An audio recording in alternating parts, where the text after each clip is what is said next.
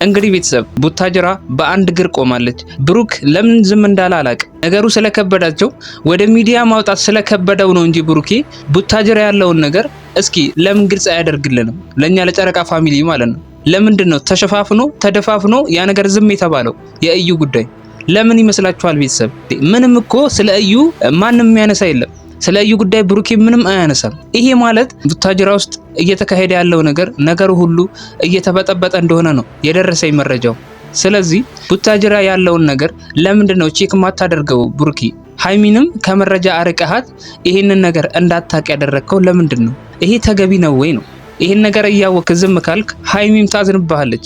ለምን ግልጹን አልነገርከኝም ብላ በጊዜው ማለት ነው ከኔ በፊት ሰምተሃል ለምን አልነገርከኝም ብላ አንተ ላይ መነሳቱ አይቀርም። በዚህ ተልካሻ ምክንያት ሃይሚን ማጣት ትፈልጋለህ እንዴ? ለምንድን ነው ያለፉ ስህተቶችህን ለማረም ጥረት ማታደርገው? እየተባለ ያለው ቡታጅራ እዩ ህፃኑን ለጋሽዬ ሰጣው ሄዳለች የሚባል ነገር ነው ያለው።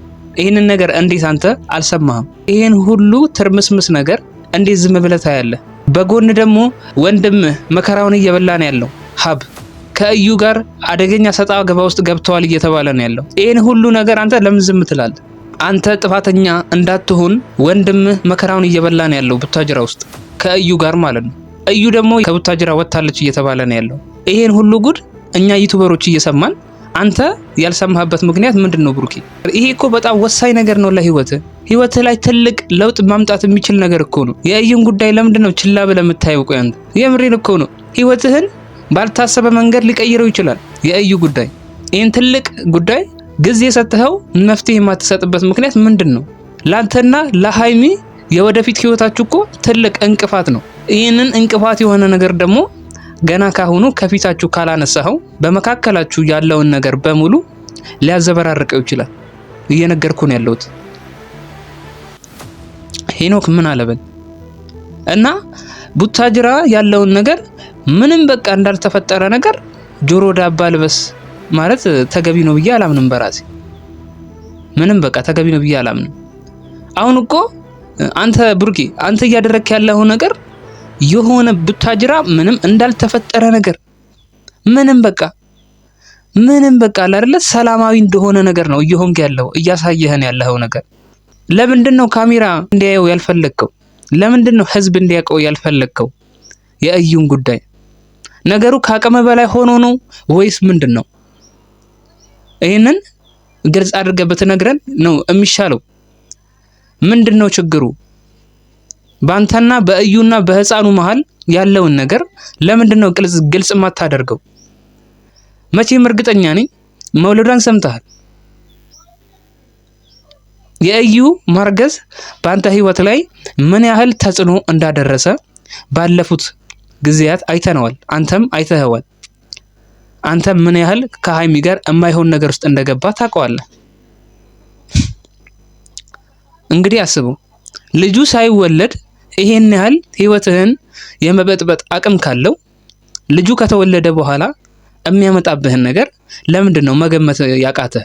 ምን ሆነ ነው እንዴ? የምሬን እኮ ነው።